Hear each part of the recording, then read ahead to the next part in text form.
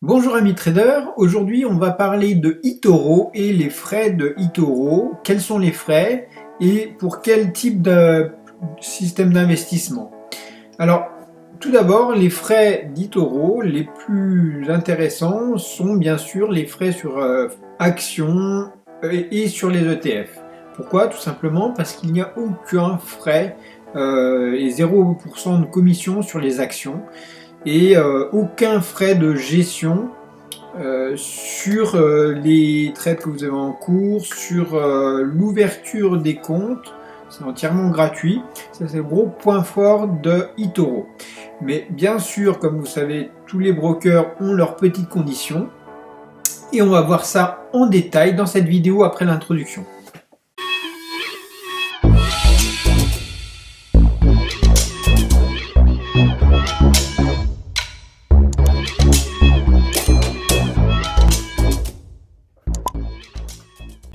Alors si tu es trader ou investisseur, tu sais certainement que eToro est connu pour son trading social, c'est-à-dire on peut copier les trades automatiquement des trades des autres, des traders, et empocher les gains que génèrent, suivant quelques frais que l'on va pouvoir voir en détail. Il faut savoir aussi que eToro permet de trader et d'investir sur les crypto-monnaies. C'est d'ailleurs un des points forts de eToro. Et bien sûr, vous retrouverez les CFD, vous retrouverez le Forex, etc. directement sur eToro. Alors je me suis penché un petit peu sur eToro pour voir un petit peu les frais que pouvaient être engendrés, surtout pour le Forex et les CFD, étant donné que j'ai créé une école de trading, que tu retrouveras un lien dans la description de cette vidéo. Et pour mes élèves, j'ai proposé un autofinancement en choisissant un broker. Donc j'ai pas choisi eToro. Pourquoi? Parce que pour certains frais, justement, ça devient un petit peu trop important. Alors, comme c'est marqué sur le bas du site, vous voyez qu'il y a 67% des comptes investisseurs particuliers qui perdent de l'argent en négociant les CFD avec eToro.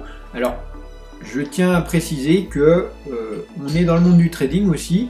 Vous avez de fortes chances de perdre le capital investi. Donc, mais par contre, eToro annonce 67% de comptes perdants, ce qui est plutôt dans la tranche basse de nombreux brokers qui proposent des qui vont perdre leur capital à hauteur généralement de plus de 70%.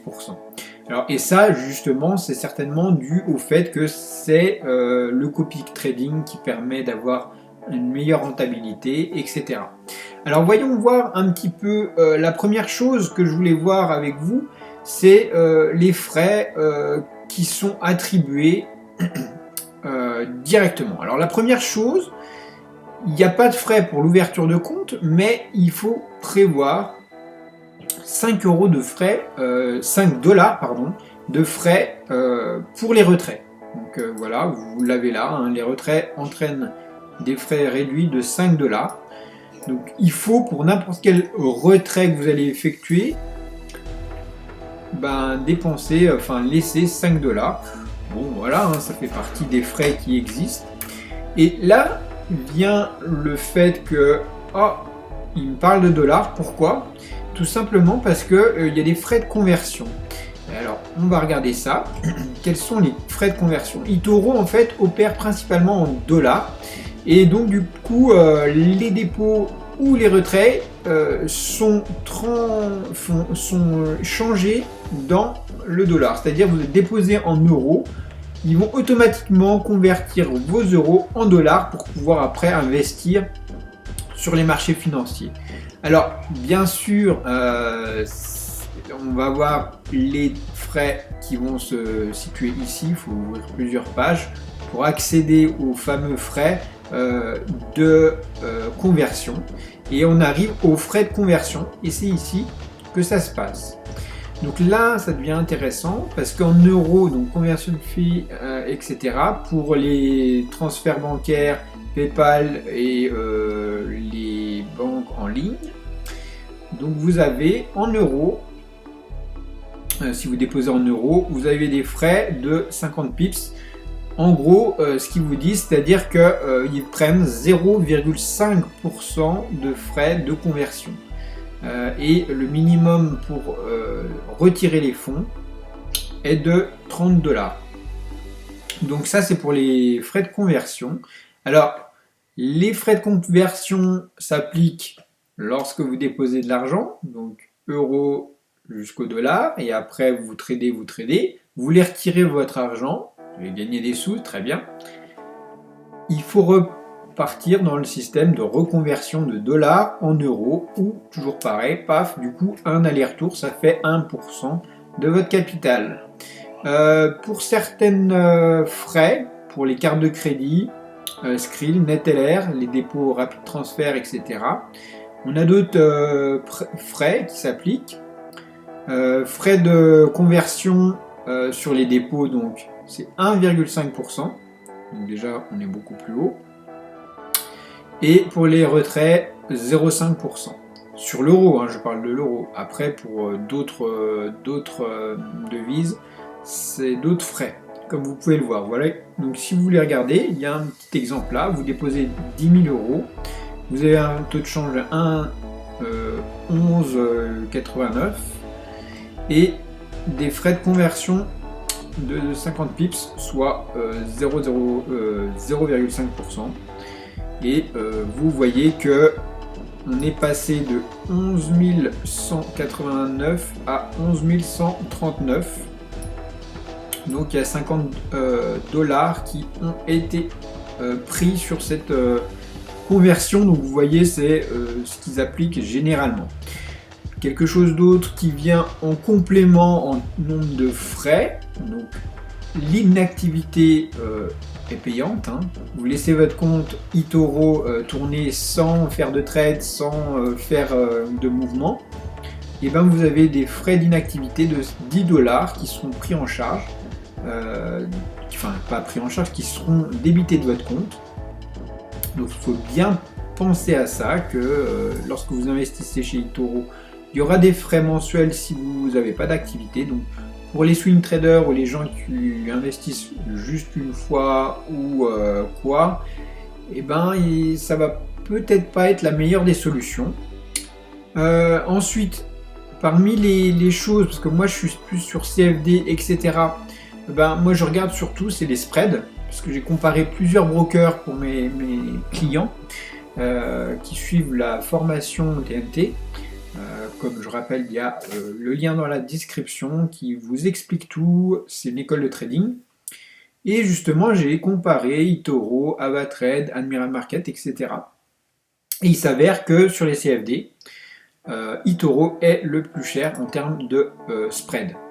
Alors, parmi les spreads typiques, là j'en prends qu'un, le Nasdaq 100, on est à 240 pips, c'est-à-dire 2,4 points de spread, alors que sur Admiral Market ou Avatrade, on est à 1 point de spread. Donc vous voyez, à 1,4 points de différence. Et pour tous les devis, tous les indices, c'est pareil, on a une différence importante, jusqu'à 7 points pris sur le SP35. Donc vous voyez qu'il y a quand même pas mal de frais sur ces choses-là. Les frais sur les actions et les ETF sont vraiment corrects pour ça. Sur les cryptos, alors c'est pas trop mon truc, mais vous voyez qu'il y a quand même un spread de 0,75% sur le Bitcoin, etc. 1,9% sur l'Ethereum. Donc c'est-à-dire qu'il y a quasiment 2% de frais sur une position sur l'Ethereum, 2% sur un Ethereum qui va être à 2000 €. Donc c'est quand même important. Je dirais, voilà, après ça permet, alors il y a aussi quelque chose qu'il faut prendre en compte si vous parlez de crypto en termes de frais. C'est un peu des frais, c'est pas vraiment des frais, c'est-à-dire que pour assurer une position, admettons que vous avez un trade en cours sur l'Ethereum, admettons l'Ethereum est à 1000 € pour faire simple. Vous avez des frais d'entrée, bien sûr, de spread, ça c'est normal. Vous avez déposé peut-être 500 euros, vous avez un levier de 2. Donc vous pouvez trader un Ethereum à 1000 euros. Vous tenez votre position. Et par contre, eToro assure le stop loss jusqu'à 50% de la position, d'accord? Si on va au-delà des 50%, alors automatiquement ils vont déclencher un transfert nécessitant 500 euros de plus sur votre compte pour assurer la position au-delà des 50%. Bon, donc il faut savoir cette règle est 50%. Lorsque vous investissez même sans levier, sur l'Ethereum, vous avez 1000 euros. Dès qu'on va être un petit peu en levier, et ben bien sûr, ils vont se protéger parce que sur les chutes brutales des crypto-monnaies, on a vite fait d'être en appel de marge et justement, eToro fait tout justement pour éviter ce type de problème. Alors, parmi les problèmes récurrents aussi que j'ai trouvé, enfin les problèmes, c'est pas vraiment des problèmes, c'est qu'il y a beaucoup de frais qui sont plus ou moins cachés. Et ce dont je voulais vous faire part, c'était les frais overnight, donc les frais de nuit, les frais les swaps, tout ce qui est au-delà de la journée. Chaque nuit vous allez payer des frais. Alors bon, ça moi c'est tout à fait normal. Vous savez, il y a tout le système avec les calculs, on va pas revenir dessus, les frais de swap, etc. Donc une position long terme au-delà d'une journée vont avoir des frais, mais le problème c'est que ces frais s'appliquent à partir de 17h sur les plateformes, que ce soit les CFD et etc. Donc les frais overnight sont appliqués à partir de 17h. Donc vous avez une position à 17h1, 17h quelques, et ben vous aurez les frais appliqués. Donc ça fait aussi partie des frais que j'ai notés. Donc pas mal de frais, des spreads quand même assez hauts pour pouvoir donner accès à une interface assez simple, très basique, accessible à tout débutant et facilement compréhensible. Alors si on fait un petit point sur les actions, les ETF, ça peut valoir le coup. Sur les cryptos, attention, on peut vous demander si vous avez des positions qui sont au-delà des 50% du support, vous pouvez avoir des dépôts nécessaires complémentaires pour assurer les positions.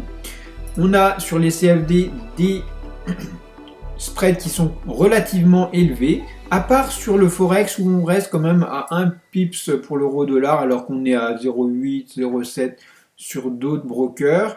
GBP USD il va être à 2 pips alors qu'on est plutôt vers les 1,6 sur d'autres plateformes, etc. Mais c'est surtout sur les indices où les spreads, là ils s'envolent vraiment. On a 2,4 au lieu de 1 point sur le Nasdaq. Donc voilà, donc n'oubliez pas les frais en overnight, les frais d'inactivité, les frais de swap, etc. Les frais de retrait de 5 $, les frais de conversion de vos euros en dollars. Et on a fait à peu près le tour sur tous les frais qu'il y avait sur eToro. Donc c'est pas un broker que j'ai retenu pour faire profiter à mes élèves d'un broker qui permette de trader sur les CFD et sur le Forex en appliquant le minimum de spread. Moi je m'oriente plutôt sur Avatrade actuellement, qui permet d'avoir justement des comptes à risque limité. Donc si tout ça, ça vous intéresse, je mets un lien de eToro si vous voulez faire du trading social, si vous voulez essayer eToro dans la description, et vous retrouverez aussi mon école de trading dans la description. Je vous dis à bientôt et merci d'avoir écouté cette vidéo.